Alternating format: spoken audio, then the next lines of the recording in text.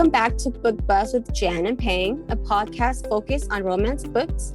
Today, we have the pleasure of having New York Times best-selling author Claire Contreras. Claire has released several books that we love. She has written romance, suspense romance, royal romance, and most recently, she released a new sports romance book.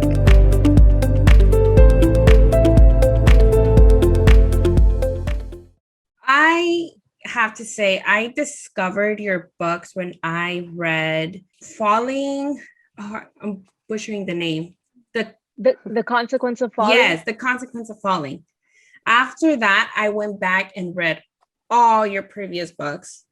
And I just kept going from there. That book was really good, though. I remember it's one of my favorites, even though I didn't remember the name. It's the consequence part that gets me all the time. But I am obsessed with your current release, the Heartbreaker, which we're going to get to as we get to this podcast.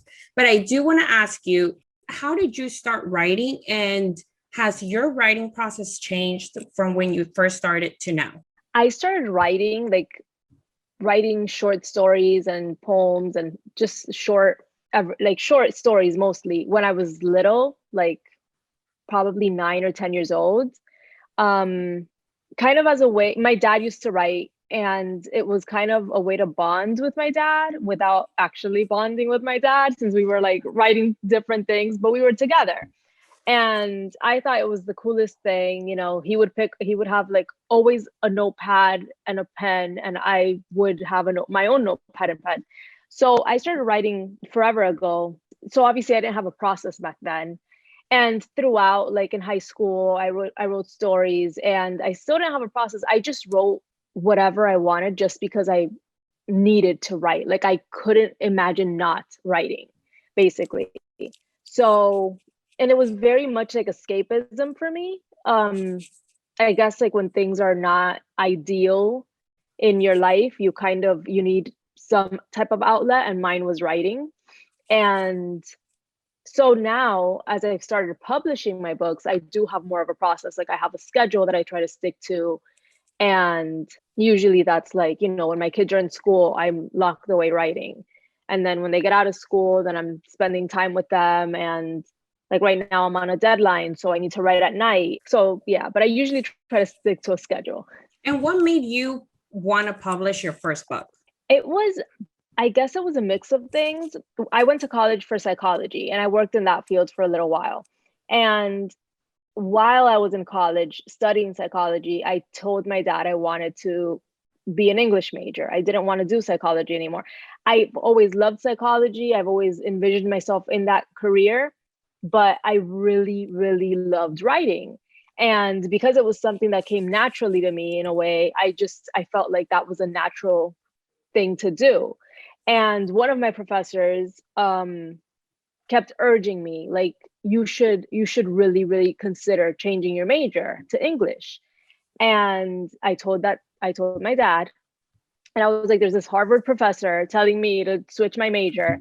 And my dad was like, no, like no, that's not something we do. Like, you need a job, you need to, like, you know, I mean, we're immigrants. We need careers. We don't like veer away from this. So I kept on with psychology. I got my degree, whatever. And then after my dad passed away, I decided to go back and get my master's in creative writing. I was like, I'm going to do it. I think death really changes a lot of the way especially when somebody so close to you dies, you start seeing things completely differently. And you start like, suddenly your time is limited, and you have like a very big, like it's very clear, like, oh my gosh, I'm not going to live forever. So I went back to get my master's in creative writing, and I got there, and I've already written these books. And my professor was like, why are you here? Like, send these to New York, like send these to an editor, like I have friends, we can do. And I was like, no, you know, like I still didn't think they were good enough. So I was like, no, I don't think I can. And then I stumbled upon self-publishing, And I read some of the books and I said, wait a minute, I could self-publish them. And I just figured like I would self-publish them and not have to go through the whole process and then be turned down if I sent it to New York and to an editor or whatever. So I self-published, and I just, I don't want to say I've lucked out. I think luck definitely had a lot to do with it.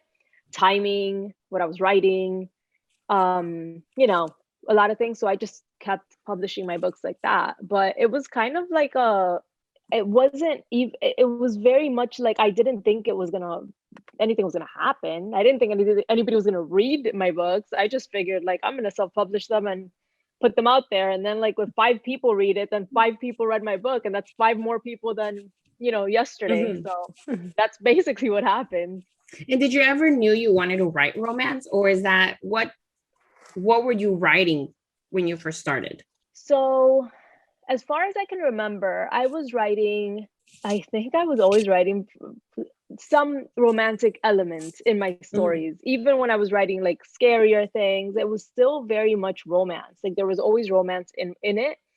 I think I don't read much romance, but for some reason when I sit down to write a story, romance is like the main thing that pops into my head. Like I can envision a whole storyline, and somewhere along the lines I envision the romance of it. It's like, I don't know, I just really, really think that love is like probably it's something that you will do anything for. You know, like if you're put in any situation, you don't want to lose the love of your life, or you want to get the love of your life, or you were constantly looking for love or constantly looking for companionship. And I think that's, when I sit down, that's what I think about often. So it just worked out that way. But I don't know. I didn't even read romance till like 12 years ago. Like I'm not like a big romance person. Yeah. What book was your first romance book that you read? Do you remember? The Bronze Horseman. I've never read that one. Oh my God. It's amazing. It's amazing, but also like, it's a series. It's a 3-book series. It's a trilogy. It's the best. And it's not because it was the first one I read. I mean, I'm sure I read something before that. It wasn't obviously like super memorable because I don't remember. Like I remember this one. That trilogy I recommend it to everybody. I'm gonna add it to my endless TBR. Yeah. It's super good. It's very daunting because it's very long, but it's so worth it. It's so worth it. I love it. I don't think I consider it romance. I think the first book I read was Twilight, but I don't think that's romance, that's a romance. is it? Yes, it is. I think Twilight is romance. I read Twilight like around the same time too, and it was definitely romance, I think. Some people disagree. I was like, well, I'm going to consider that as romance because that's like that's what got me into reading. Then I jumped into Nicholas Sparks. Okay. So that's how never kind read of an started. Nicholas Sparks book. Really? Never. I think I tried to read The Notebook at one point. I saw the movie and I liked it. So I think I tried to read the book, but I think I got bored. I don't know. I'm really bad. I'm really bad with like I don't know. I probably wasn't in the mood for it. For me, I think his books are very, very different than the movies. So the first one I read was A Walk to Remember, and it's like 2 completely different. The same love story is there, but it's 2 completely different story. Really? Yeah. That's super interesting. All his books are like that. I read The Notebook. I read like 4 others. I didn't really like them. Dear John, I think it was. Yeah. But I think Walk to Remember and The Notebook have to be my favorite of his. Book and movie. Yeah, I mean, I thought the movie was great. I loved The Notebook. I don't know. I mean, maybe I'll try to read the book at one point again. I'm just like, you're like, I'm not feeling it. Yeah. Yeah, I'm a moody reader. So if it doesn't catch my attention right away, I'm like, yep, don't like it. And it may be an amazing book, but I'm like, no, for me. How much research do you do for your books when you write? According to my friends, because everybody gets on me with this because I'm the kind of person who like I get totally lost in my research, to the point that it's like I'm going to take a month to research something and it'll take me months, just because I'm like, I'm still researching, I'm not ready to start. And everybody's like, you will only use that for like one sentence. Like I do. Like most of the time I'm like, oh my, I will sit there researching things and I only use it for like a scene. So too much. But that's my favorite part of writing, is researching. That's my favorite part. I love it. So, okay, so jumping around with that research thing, when you wrote Fables and Other Lies, how much research did you do for that book? Because that book for me, it was very different than what you usually write. It was amazing, but it was a little bit different than what you usually write. So how much research did you do going into that book? Honestly, for that one, not much, because I grew up listening to stories about everything I wrote about, basically. Like my grandmother would tell me stories about like all these things, and we have a lot of like folklore in the Dominican Republic. I feel like all countries have like folklore, right? Like we all like grow up listening to like these weird things. Yes. And my grandmother would always tell me like so many of them, and I really like, when I finally sat down to write it, I was like, oh my gosh, but I want to talk about this, I want to talk about this. And I had to tell myself, like, no, you cannot talk about everything. Like it has to be very like, you know, pick a couple of things to put in the story. And that's what I did. But there's so much more, I feel like, that I didn't address, and that I'm like, man, I'll address it in another book. But so I didn't really do that much research for it, because I did look up like certain things that I did talk about, like the witches and stuff, because I was like, I couldn't remember exactly what it was she would tell me about them.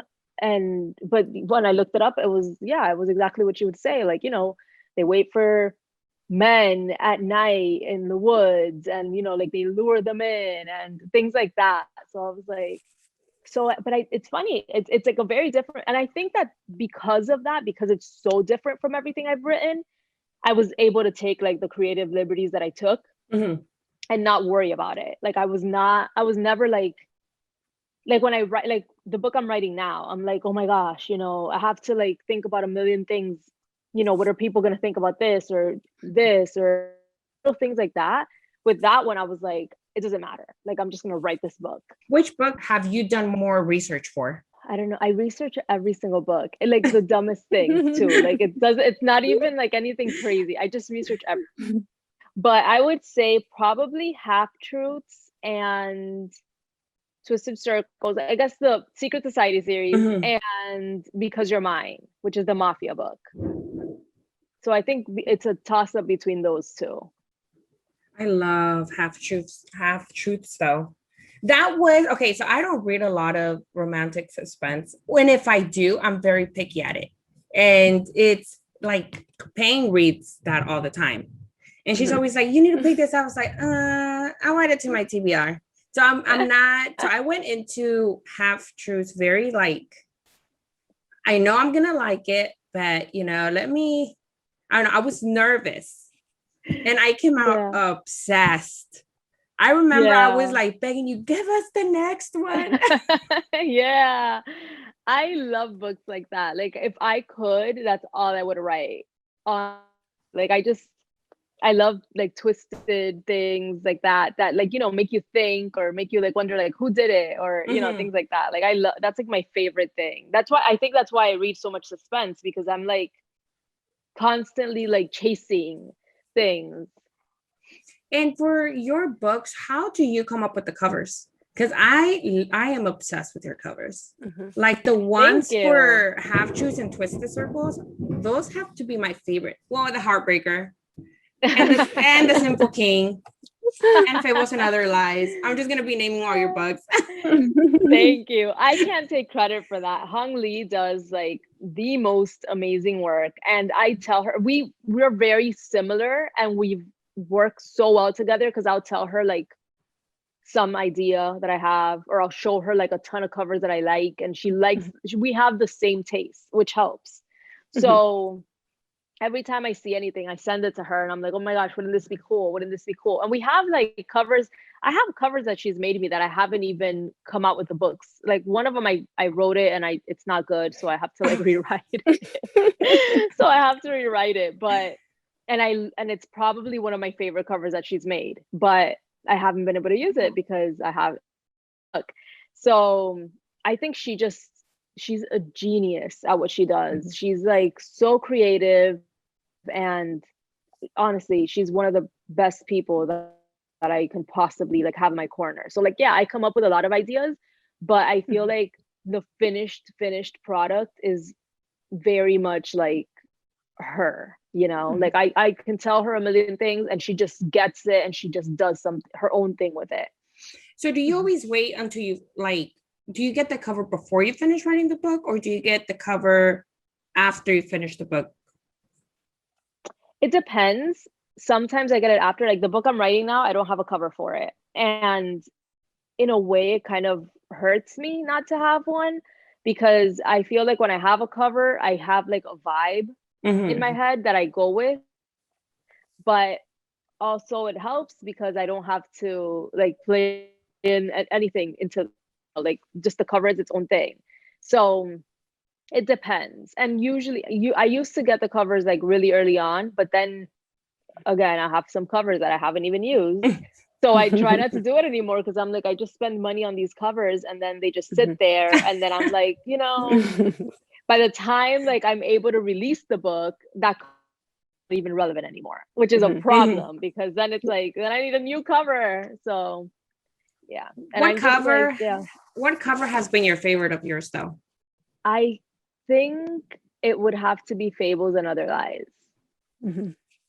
Yeah.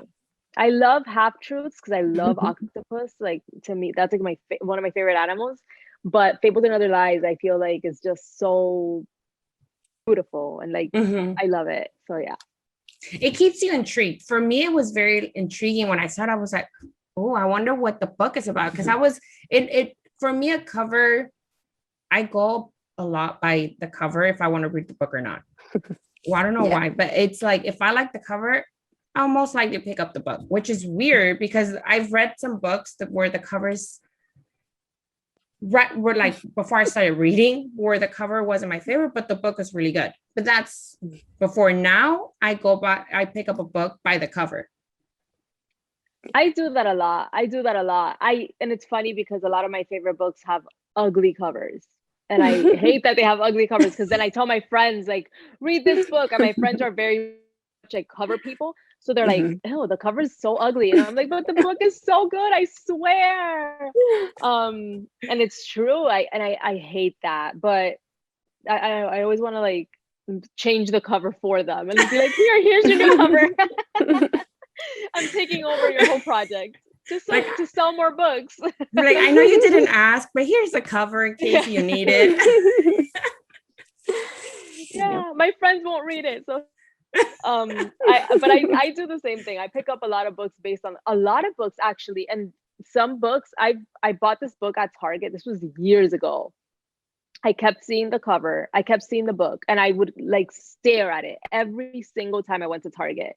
And finally one day I was, you know what? I'm just going to get the book. I didn't even know what it was about. I had no idea. I got the book. I read it and it's one of my favorite books.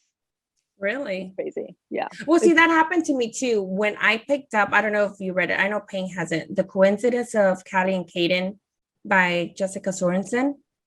I saw the Isn't cover. That like super sad? Kind of. Yeah.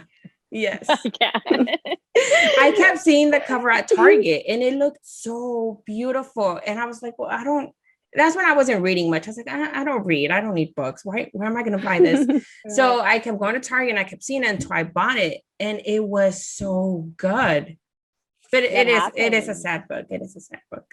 Yeah, that's why I haven't read it. Like, I remember liking the cover a lot when it came out. And then I remember somebody read it and told me it was like she was crying. And I was like, I don't do crying books. Like, which is funny because some of my favorite books do make me cry, but it's not because it just happens, It's your not like books make me cry.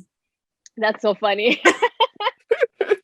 That's so funny. I don't know. I feel like well, my books make me cry too sometimes. Like some of the scenes I write, like I feel them for sure. So like when somebody's like, "Oh, I cried," I'm like, "Really?" And then I'm like, "Yeah, I think I did too." So it makes sense. But I don't go like I don't write books thinking like I'm gonna make somebody cry. Like I'm not that person. I mean, like if I cry, if I have to write a scene that's like emotional, then I write the scene that's emotional. But I don't do it.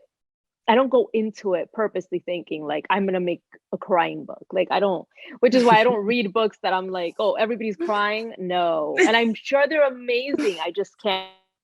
Like I can't. I have enough to cry about. Yes, but for me, the books that make me cry are the ones that become my favorite, though. That happens. That really does happen. Notice that. I've noticed that a lot with people in general. I feel like in book world or like raving and raving about books, I'm like, let me guess, it was a crying book. Because usually, no, it's true. Usually, and I have studied the formula of these crying books. It's a freaking formula at this point in my head. It's a formula. And I know exactly when they're gonna drop the crying things. And I'm like, I'm just not into it. But there are a lot of them that are amazing. They really like a lot of those stories are amazing for sure. Yeah, I forgot which book it was that I finished reading not long ago. And Payne was like, "Did you cry?" I was like, "Yes." She's like, "Oh, so you liked it?" Yeah, that's funny. A lot of people really love the cry. Like they need to cry, which it makes sense. I think it makes sense. I guess we like just have so much different emotions that we bottle up inside. So like a good crying book, a good crying movie, a good show that's gonna make you cry. Those are really healthy to like to for sure. I'm just not a healthy person like that. Like I like to keep things bottled up. I'm good. Well, it's like the one of the scenes from the Heartbreaker that literally it made me cry, and I was like, "Damn!" I was over here thinking it was gonna be a nice romantic, but I'm over here crying. Oh my gosh. I don't even know what scene it would be. I think I may know what scene it would be. But you see, that's to me that was but it still was a light read, you know, like it's not like a crying book. It was No, like it was a light read. And then like, yeah, emotional things happen. But yeah. I think the book that's made me cry more of yours has to be The Coincidence of Falling, because those were some of the first books I read from you too. Right. Yeah, the consequence of falling, I can totally see. And that one, I cried in that one too. Like I cried a lot writing it, a lot of those scenes. It was very, it was very much me and my dad, like our relationship. So when I wrote that book, I was like, this is gonna be my closure. Because I felt like for years I was just like still mourning and grieving his death, even though like he died 13 years ago. And I was like, but he died like when I was 24 and it was right before my wedding. And I lost so many people back to back to back that it just felt like I was grieving for years. So when I wrote that one and I wrote this dynamic between this daughter and her father, I wanted it to be very much my father and I and our conversations and the way we were together. And so, spoiler alert, he dies in the book. And I wanted it to be very much the way it happened for me. And very much like, you know, and a lot of people didn't like that. Like a lot of people didn't like that, not that he died. I think it was like the suddenness of it, you know? But that's, first of all, that's exactly how it happened in my life. It was really unexpected, I guess, but it was. And it was sudden. And it was like 1 second this person is there going to baseball games with you, and the next second, like you're just sitting there by yourself. Yeah. So it's definitely a sad book in a lot of ways, but I do think it's still very like hopeful and obviously romantic and sexy and whatever. And you know, the relationship between them reminded me of the relationship in the Heartbreaker. Yeah. A lot. Yeah, and when I was reading, I was like, it reminded me so much of the consequence. I was like, And I like that. I like books where we see the heroine and the dad Yeah, have seen I things like in them. doing that. I like doing that a lot. Like I always say like relationships like between like the heroine and the hero are not that's easy for me to write. Mhm. The challenging part for me is always the family aspects of it because my family is super, I mean, all of our families are dysfunctional. Like I've come to the conclusion that everybody has a dysfunctional family, but my family is super dysfunctional. So I felt like I always feel like how, especially when the people in the book are close to their parents, that is super difficult for me to write because I was never close to, I wasn't close to my father until he had his first stroke, which was in The Consequence of Falling. The dad has a stroke, and that's when they become close, and that's when they start like going to games together or whatever. And that's basically how it happened for me. Like and I was still a daddy's girl, big time, but we weren't close. Like we weren't like close friends or whatever. And so it's always difficult for me to write like a relationship between a daughter and a father or a daughter and a mother that's like not toxic. It's always very hard for me, but I like it. Like I feel like first of all that's how it should be. You shouldn't have a toxic relationship with your parents.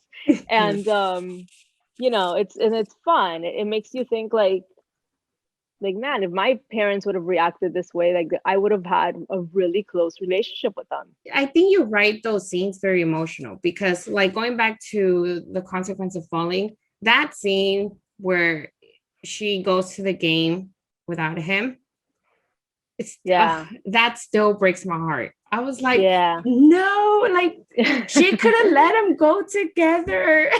It's definitely it's yeah. I mean, that that was an emotional book. I don't think I'd released the book in a while before I released that one.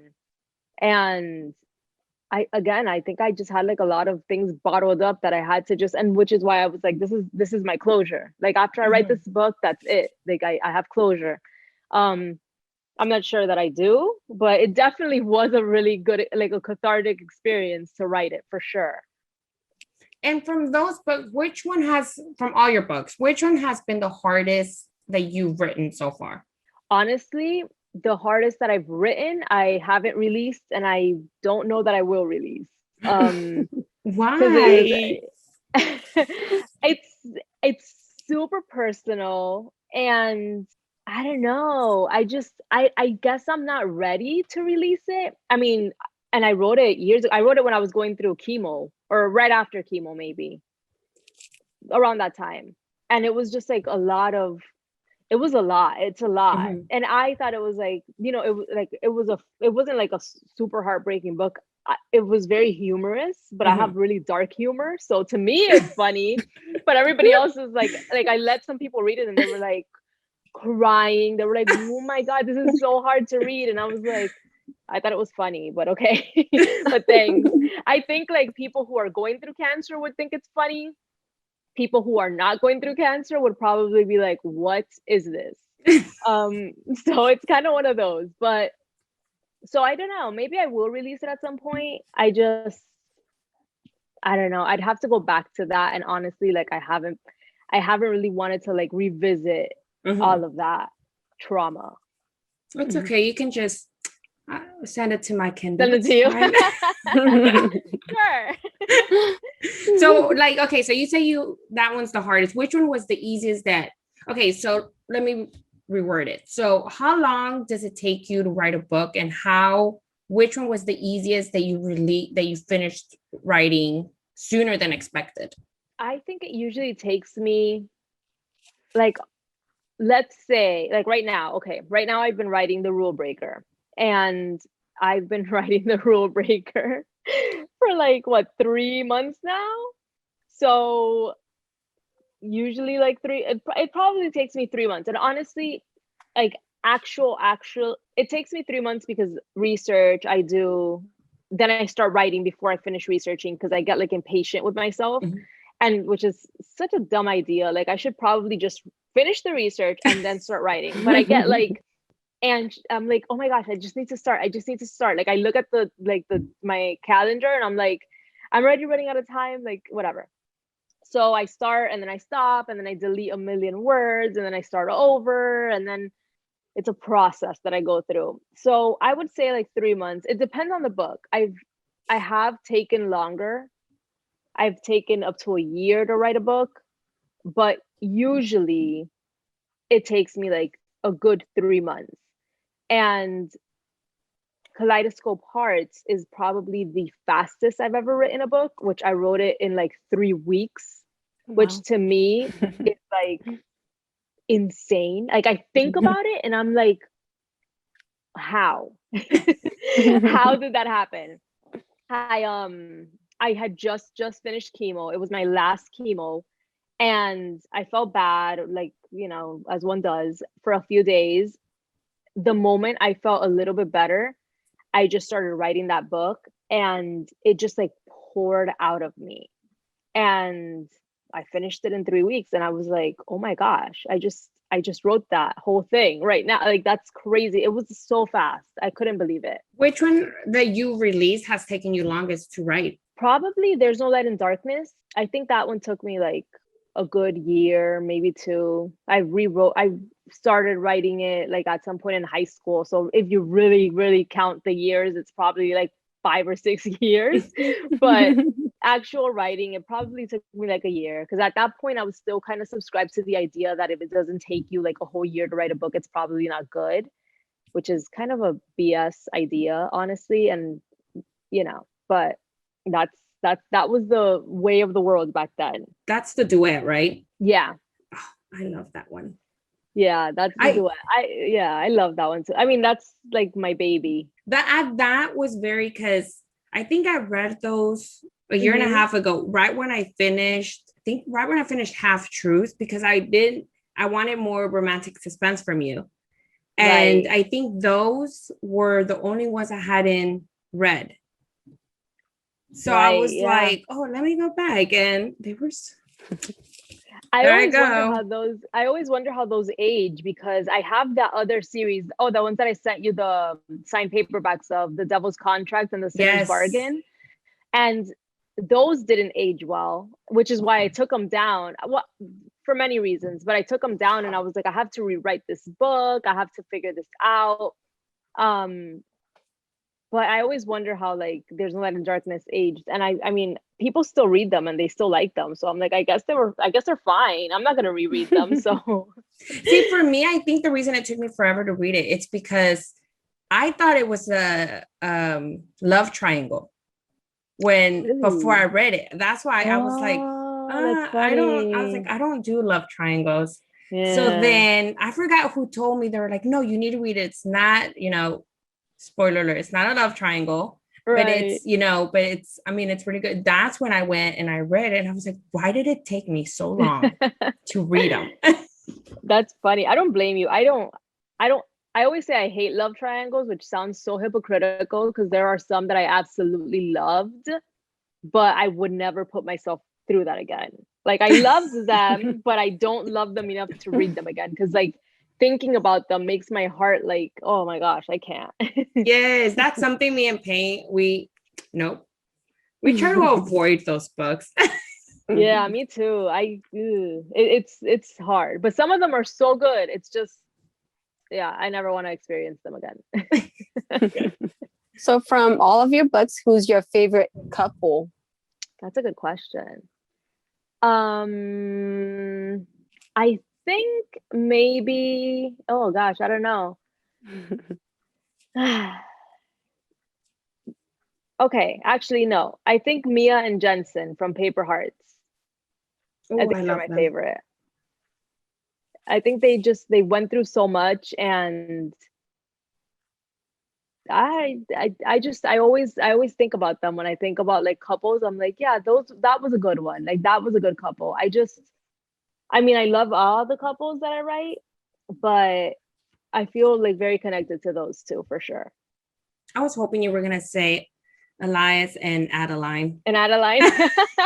I couldn't even remember Adeline's name the other day. That's why I was looking at a baby list and I was like, Adeline, have I used that name? Which I'm still waiting for that that extra scene you were For the supposed to extra scene. write. I know. And it's funny because I was trying to figure that out recently. I was like, did I ever write the scene and just like leave it there? Because sometimes I do that. Like I'll write a scene and I'll just like leave it there. But I don't know. I'd have to check. But I don't have time. So I'm like, I don't have time right now, but I'll check. That book, I has to be right now it's side by side with the Heartbreaker because I love the Heartbreaker. But the Sinful King has to be one of my all-time favorites. I don't know. I love that one. I loved Elias was amazing. Yeah.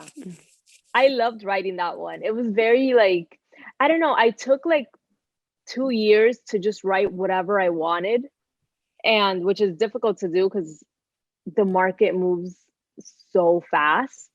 But I was like, you know what, I'm gonna write everything I've been wanting to write. And that book was one that I'd been wanting to write for years, and I just kind of like would leave it alone. And finally I was like, you know what, I'm just gonna write it. Like I'm just gonna write all these books that I wanted to write, and I did. So I loved it. I really loved writing that one. That one was fun. It was funny. It was cute. It did make me cry, like I mentioned before, but it was very refreshing because I think from other royal romance books, this was different. Yeah. It was a little bit different than what I read. The way you described kind of like their living styles was so different that we usually read in other royal romance books, which was very interesting, which made me Google the towns that you would describe. So I was like, I wonder how they actually look. Yeah. That's super funny. I actually haven't read any royal romances, so I don't even know. Like at one point I was like, maybe I should read some, like just to compare. I never did.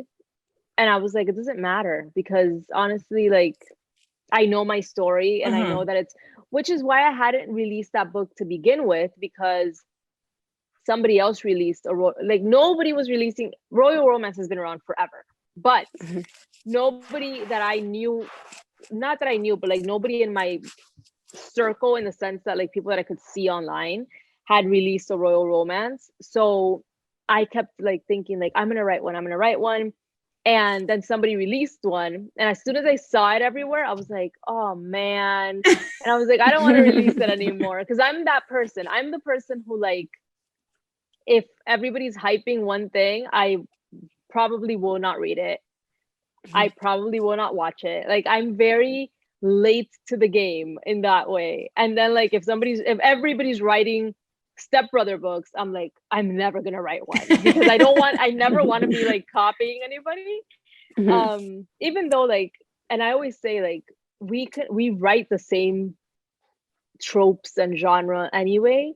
It's just very much like what spin you put on it. So but still, I'm like, I was like royal romance of everything, but anyways, I ended up writing it anyway, and I really did like it. But I never knew how it compared to other ones because I never ended up reading the other ones. Well, I say other romance books, but I think I only read one series.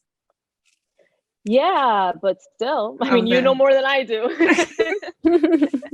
Not much, but no, but it was different. So and it's like you said, it's every author adds their twists to each book, which helps a lot. But I like that.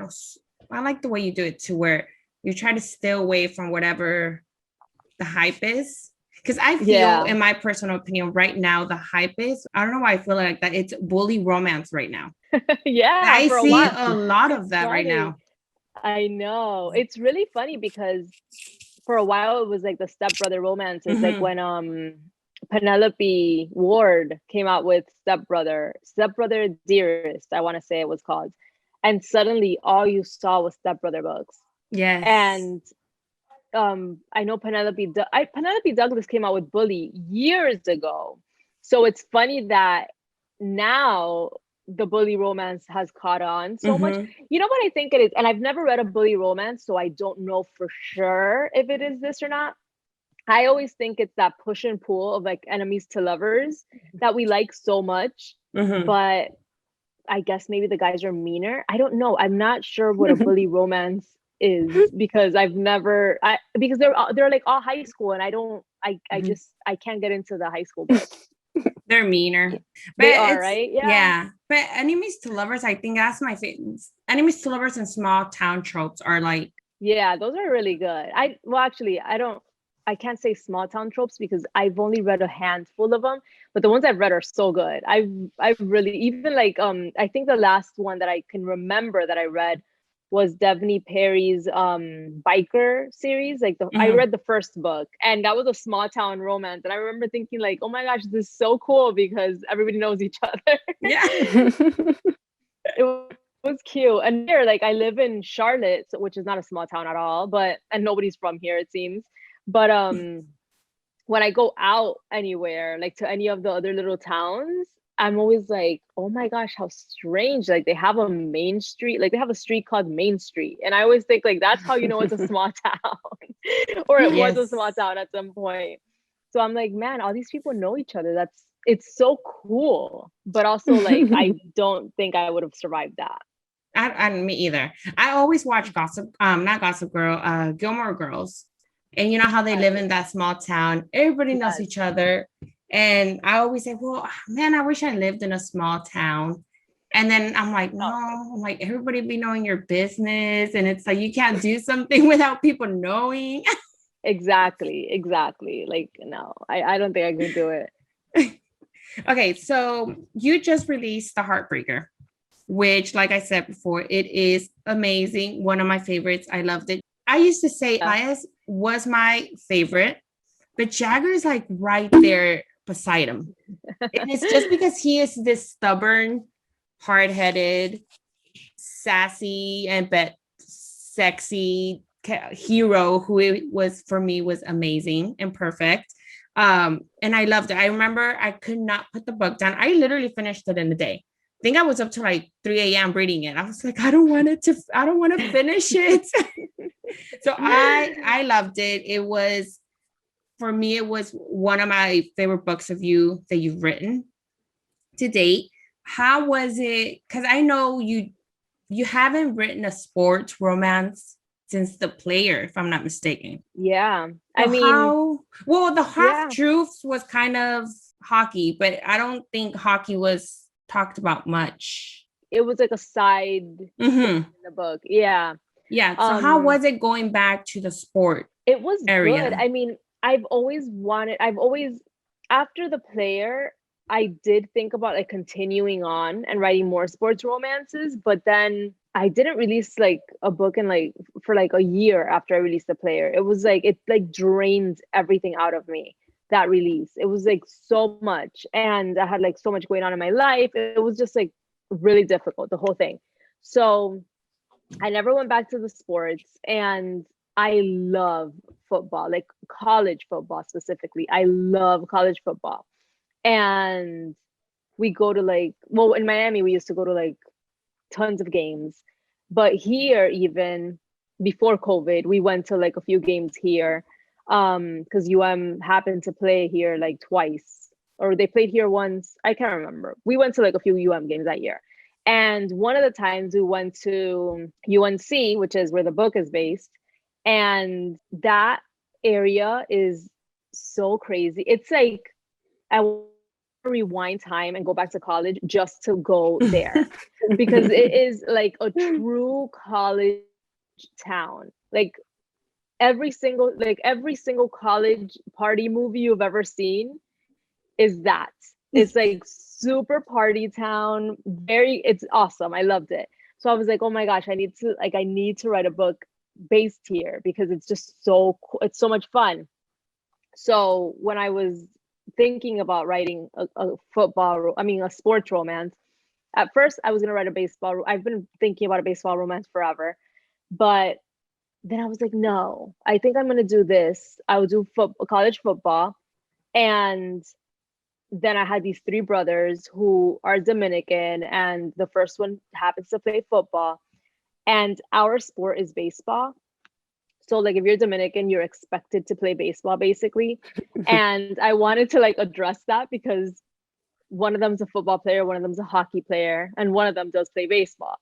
But so it kind of like all fell into place in a way. And I don't like locking myself into like series because I get bored so easily. Like I'm like, I'll be writing one thing and then something else pops in my head and I'm like, I just want to write that now. So I was like, but with this one, I was like, I really, really want to write these three brothers because they're so fun. Like they're just fun. Like all of their stories are so fun. So yeah, so that's how I ended up with three sports romances. How challenging was it writing the Heartbreaker? It wasn't really that challenging, honestly, because the story was there from the beginning. Like I knew it was going to be an enemies to lovers, and once I started writing it, it just like came very easily, and it was very like, it was very fast in a way. It was very like, then I was like, oh, okay, they know each other already, and their families are friends because that's another thing. Like I feel like anybody I were to meet in the street, not anybody, but a lot of people that I were to meet in the street, but like if we're all Dominican and the parents came from the Dominican Republic, my mom will be like, oh, what's their last name? Where did they live? And they will like find a way to know each other. And so it's kind of like you can't even escape it. So I wanted that to be like a dynamic in the book too, where like here are these people who hang out for Thanksgiving, and so it's like, this is why you can't hook up with this person because now we hooked up, now we're not together anymore, and now we have to see each other, and our parents don't even know about us. So it's very like, I don't know. So it was very easy to write in that sense because it was just like everything just kept coming at me the whole time, which is the way I feel about this story that I'm writing now about the brother. It's like very like, I don't know, the ideas just keep coming in and it's fun. It's very fun. You said it's going to be 3 books, right? Yeah. Which it's one's one for each brother. What sport is for the second one? The second one is hockey and the girl plays soccer.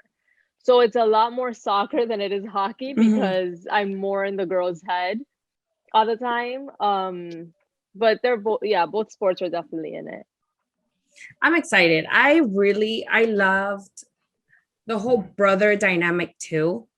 Because you see these 3 brothers who are very close but want in some sense different things. For your book, I know there's a lot of diversity in books that I've read, but I like that you add the whole Dominican part in this whole series. I loved it because the same thing was with the Consequence of Falling. Yeah, they were. I usually, honestly, I feel like all of my books are very diverse in a sense that like all usually the main characters, the girls at least, are half something at least, or they're mixed in some way. It's very, I don't know. But when I write Dominicans, it's very easy. It's a lot easier for me. That's another thing. Like if I write a Dominican, it's just easy for me because it's like, it's me basically, like or my family. So I like know what they eat, know what they think, know how they talk, know what they would say if they go to a party, because this is what I've been surrounded by my whole life. So it's just easy for me to, and I really wanted these people to be Dominican because I mean, I didn't even think of it in these terms at the time, but like when I started, but once I was writing, like her mom is the dean of the university. Her dad is an orthopedic surgeon. His parents are super successful in their own right. And I wanted that to be, that in itself is important in a lot of ways because I feel like we celebrate like immigrant stories that are like, oh, this baseball player who's a multimillionaire all of a sudden or whatever. We don't celebrate the people who come, study, hustle, and become successful in their own things, because a lot of us are here and a lot of us went to university, got our degrees, work in these different things. We're doctors, we're lawyers, and I feel like that's super important to see in fiction too, because we don't see it enough.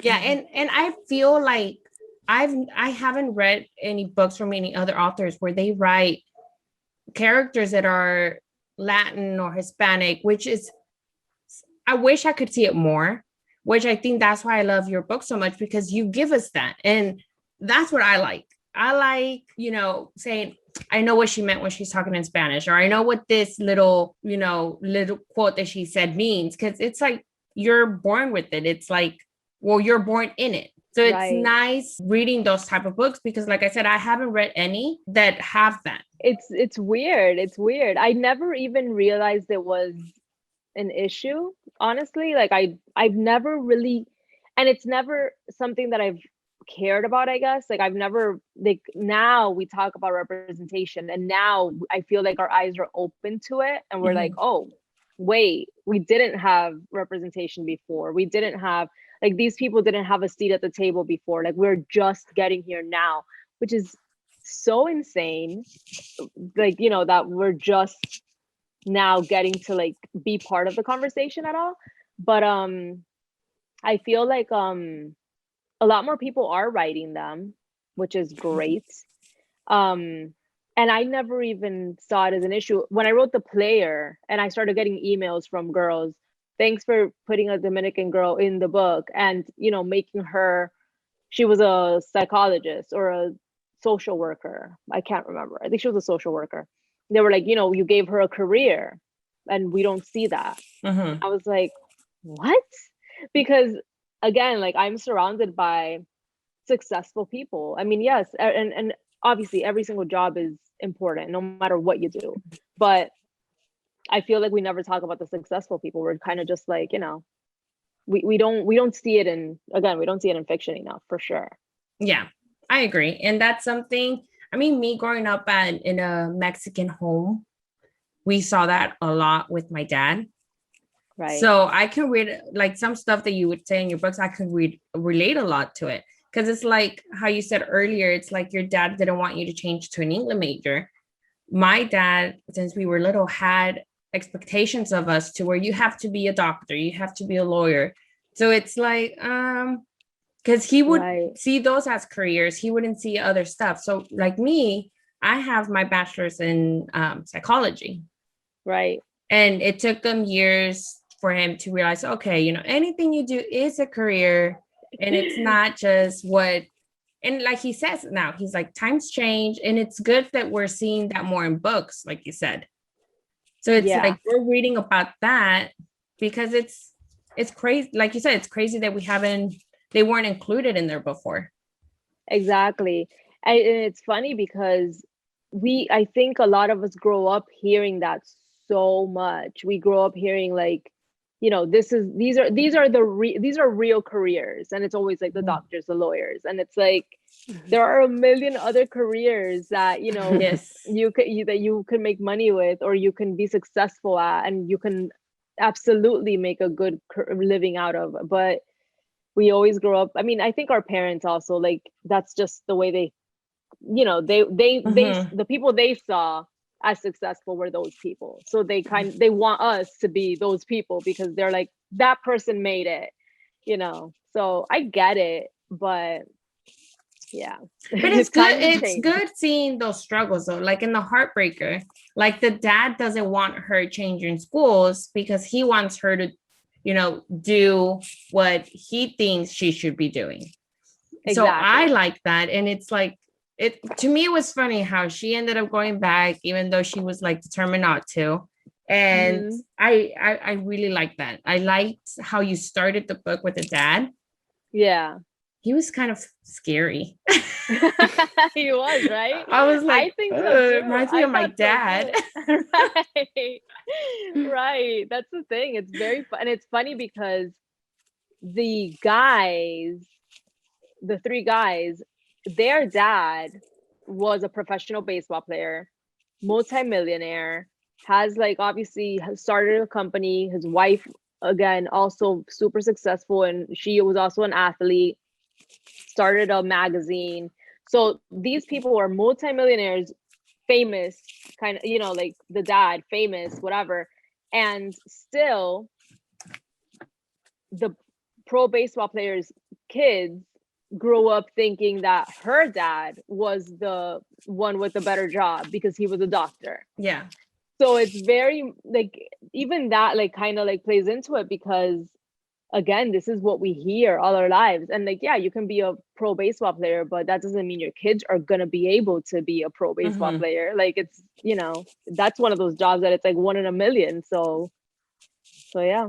And are we gonna see more of their dad in the upcoming books, or is it, because I felt like for the Heartbreaker we saw more of her family side. Right.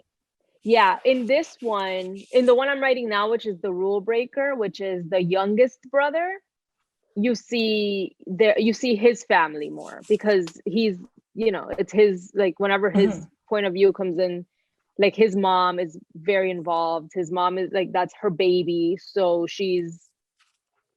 I mean, even in the Heartbreaker, like, they like make fun of him because his mom sends like a cleaning lady to his house, or like sends him food.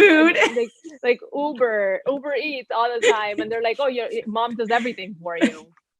So like, even there, so he's like the baby. So so his mom like comes out often, like, what are you eating? Did you eat? Did you do this? And it's really fun. Like, it's a fun family dynamic for sure. I'm excited for that one. Is fun too. I mean, the girls' family is really involved too, which is cool. I'm excited for that one because, like you said, I'm very excited to see how he is, because in the Heartbreaker, he was seen as the baby. They picked on him. It was like he's a mama's boy. But I'm very excited for, I forgot the middle brother. I forgot his name. Mitch. Yes. Because I was like, the nickname always gets me. But I'm so excited for his.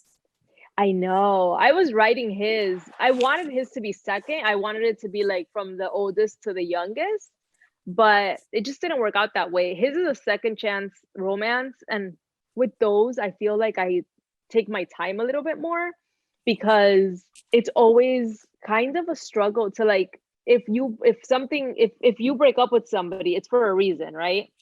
It doesn't matter if you were 16 years old or 35, or it doesn't matter when it happens. There was a reason for it. So for you to come back together with that person, I feel like it has to be like a bit of a journey, and it'll be fun for sure. But still, it's very, like, I was like, I need to put this on hold. I can't do this one right now. So yeah. And it's funny because the stuff that you gave us of both of them in the Heartbreaker, it has me, that's why I'm so excited. It has me so intrigued. Because I was like, do I like him? Do I not like him? Like, is he rude and so mean to her, or is it her that's mean to him? But it's like, I'm so excited for the brothers. And I told Ping, I was like, I don't know if this one, I'm like, I feel like the second one's gonna make me cry. Which that's when I thought that Mitch was gonna have second one. And then you're like, well, no, I know you made an announcement in your Facebook group, I think, where you said that you were changing it. I was like, okay, so she's saving the best for last, so that means she is gonna make us cry. Oh my gosh. Yeah, maybe. I mean, I think that all of them are emotional in their own way, for sure. So I mean, I haven't cried writing the second one yet, so I think you're good. But it's definitely, I don't know, it's definitely, it's good though. I think it's a good story for sure. Do you have release dates for the next two? So the Rule Breaker comes out July 1st, and the Troublemaker, which is Mitch's book, comes out in September. But that one I don't have a release date for. Is it July yet? July or June? July. Yeah, right. June I'll die. I haven't finished. My editor, I've already moved back my date twice. My editor's like, that's it. Like, you cannot extend this anymore. I was like, I know. Like, there's not gonna be a third time. I know. I'm like, I just need to finish. And my kids, every day, my kids are like, are you done yet? And I'm like, no, what do you guys think I do? Like, you guys think I write like 20 million words in one day? Like, that's not how it works. They're like, you need to finish. You told your editor. And I'm like, oh my God. So I have reminders every day. Do you have any other books planned besides that series? I do. I really, really, really want to release the last Secret Society book in the fall. I say I really, really want to because I really want to, but I know how it is. Even though like I will be done with these two by July, like with these two, the next two of this series that I have. So I feel like by like before the fall, I would be able to do the like write the third one in the Secret Society series. It's just like when I write the romantic suspense, I really, again, I get lost in the research, but I really like take my time with them a little bit more. Like I want to sit with the story as long as I can before I actually start writing, because I don't like pausing those. Like if I start writing a suspense, like I don't want to pause because I like to write it the way you read them. You know, like it's like fast paced. So, and I get like really obsessed with them. Like I get so obsessive about the suspense and I need the time to do it. But I really think in the fall I'll be able to release that for sure. And how much, like, okay, so for the half truths, you did this whole like suspense to where, I don't know if whoever's listening, if you've read it, so if you haven't, spoiler alert, to where it's like the girl goes missing and they're trying to figure out what happened to her. So it was very, for me, it was very suspenseful to like, okay, what the heck happened to her?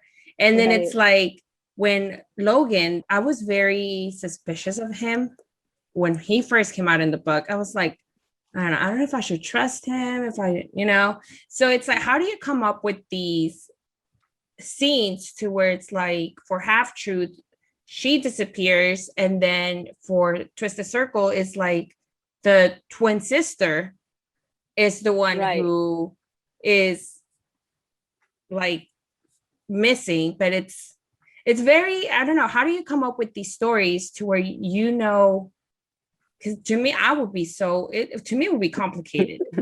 It was like, how do you come up with these stories? Because there's very intriguing and they're very detailed.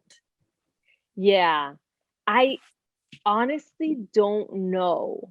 It's my brain is just, I think again, because I read suspense, I watch suspense, I'm always like the same way that I was saying, like I always incorporate romance in my books because I always like, once I start writing, I'm like, okay, you know, what's the biggest thing you can lose? And it would probably be love or a loved one.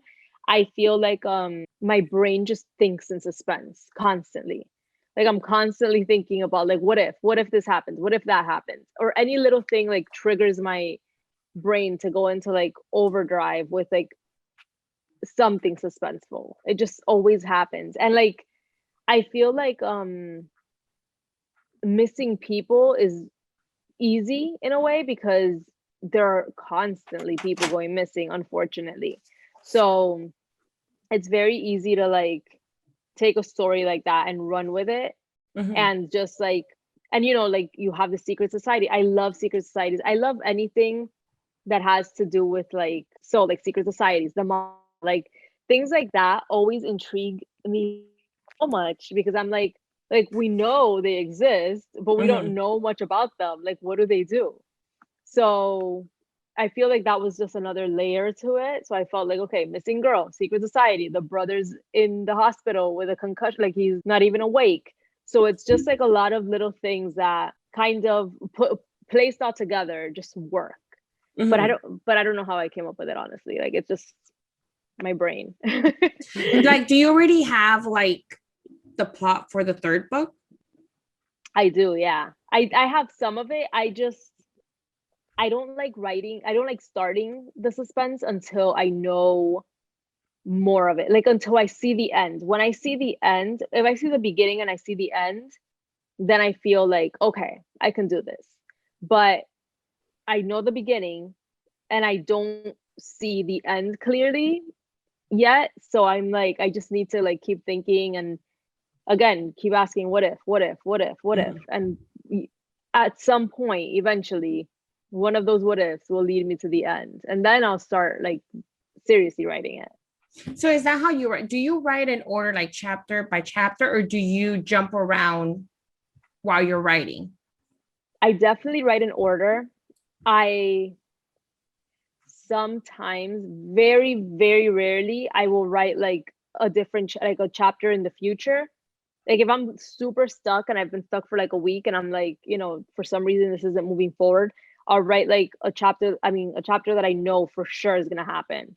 And then I'll come back to what I was doing, and then I'll plug that chapter in, and it just moves my like the story faster. But usually I do it in order. It's very difficult for me to like jump around the whole time. Like, I don't know how you do it. I'm going to go back to the Secret Society book, because those for me, I feel like I could never.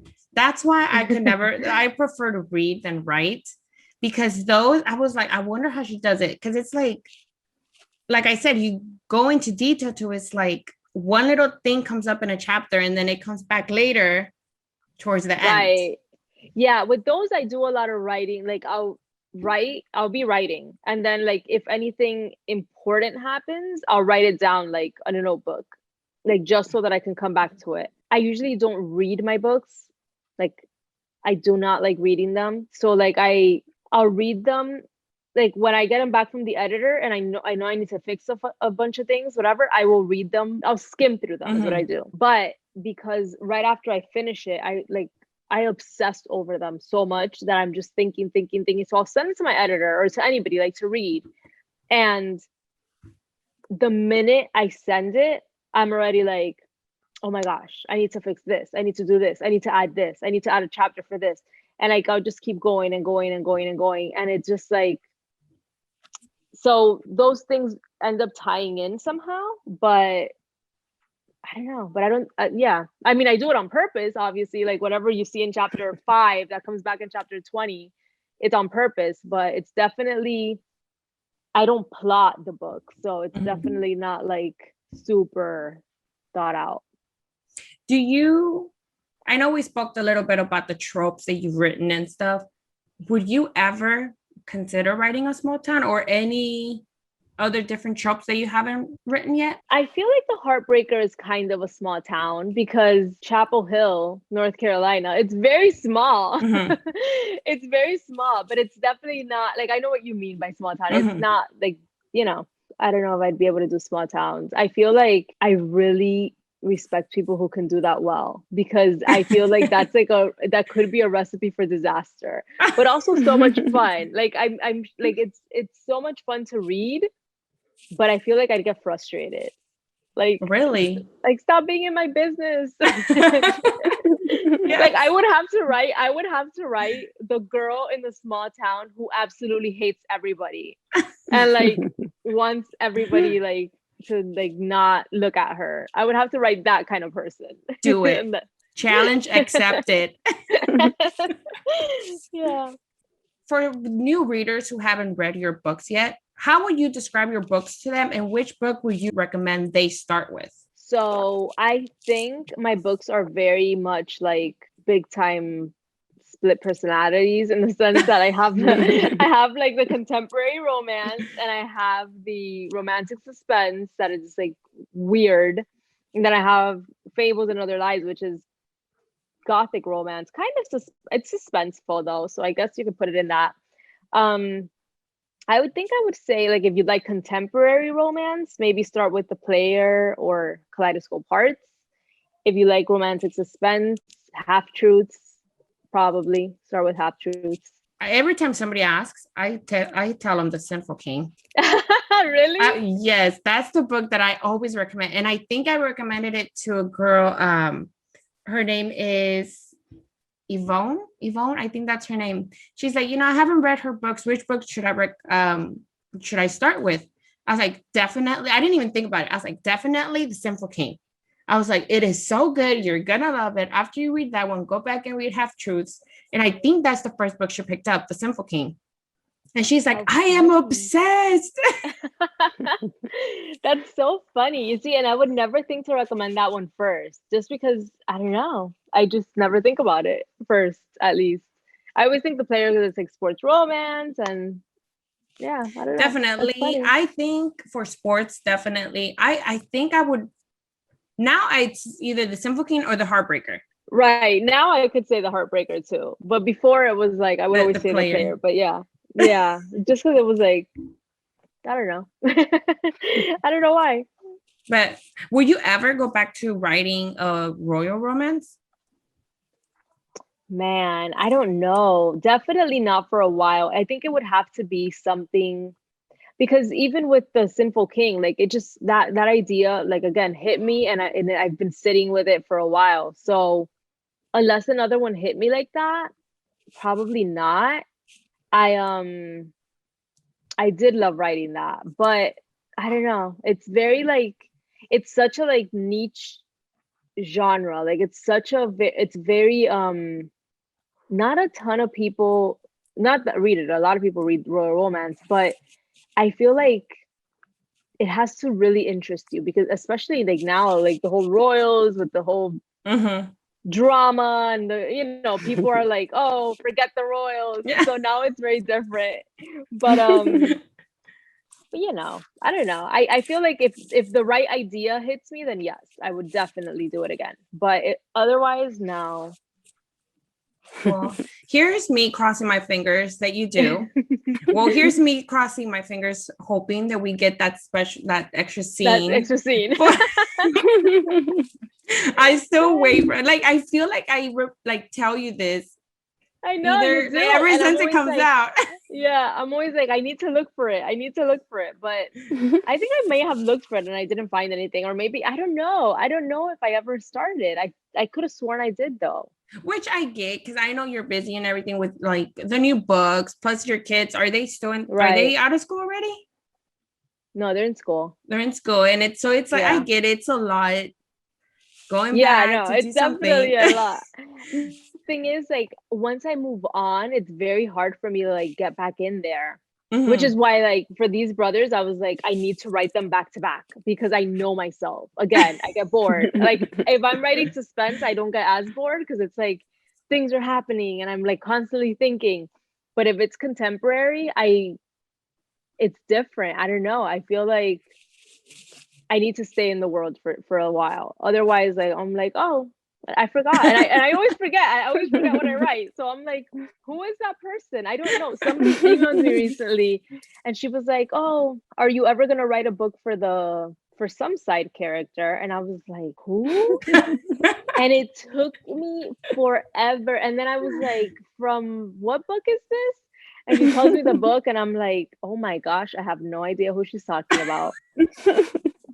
Seriously, it took me, and not only that, the guy has the same name as another character, of course, because of course I have the same name going on. And I was like, oh, I think it was Ben. I was like, there's another Ben? That's so strange. I don't remember writing another Ben. And she was like, oh, he's a side character. And I was like so flattered that she would ask for this person who I couldn't even remember. So I was so flattered by it, but also I was like, oh my gosh, I wrote that so long ago. I can't do that now. So this is awkward. It was, the conversation was, she probably thinks, like, she was probably like, what is wrong with this girl? She probably thinks I'm like the weirdest person, but I was like genuinely confused. It's so bad. Well, Claire, thank you so much for joining us today. I am so excited for the book that you have written, and it's going to come out in July. Hopefully you finish it soon. Yeah, soon. I do. Hopefully your kids keep reminding you. Oh, they will for sure. And thank you so much. And I can't wait. And if you haven't yet, please pick up The Heartbreaker by Claire Contreras. It is amazing. Jagger is mine, sorry, but he's gonna blow your mind. I loved him. And like I said, thank you so much. And I can't wait for everybody to pick up The Heartbreaker and for your new book release in July. Awesome. Thank you so much for having me.